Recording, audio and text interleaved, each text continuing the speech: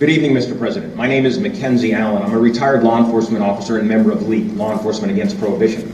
The so-called war on drugs has been waged for 40 years at a cost of $1 trillion and thousands of lives, with nothing to show for it but increased supplies, cheaper drugs, and a dramatic increase in violence associated with the underworld drug market.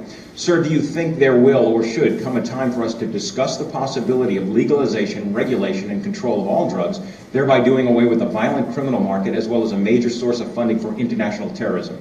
Thank you so much for your time, Mr. President. Well, I think this is an entirely legitimate topic for debate. I am not in favor of legalization. I am a strong believer that we have to think more about drugs as a public health problem. When you think about other damaging activities in our society, smoking, drunk driving, making sure you're wearing seat belts.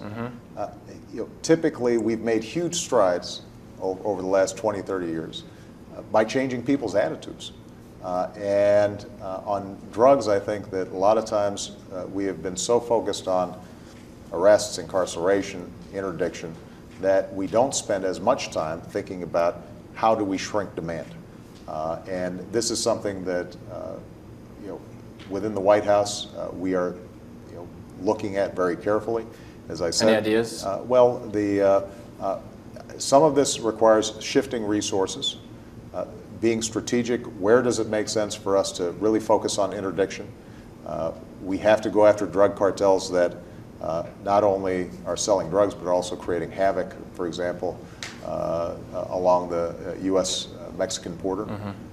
But are there ways that we can also shrink demand and in some cities, for example, it may take 6 months for you to get into a drug treatment program. Right. Well, if you're trying to kick a habit and somebody says to you, well, come back in 6 months, that's pretty discouraging. Yeah. And so we've got to do more in figuring out how can we get some resources on that end of it and make sure that, and also look at what we're doing when we have nonviolent first-time drug offenders. Are there ways that we can make sure that we're steering them into the straight and narrow without automatically resorting to incarceration, drug courts, mechanisms like that? So these are all issues that are worth exploring and worth a serious debate.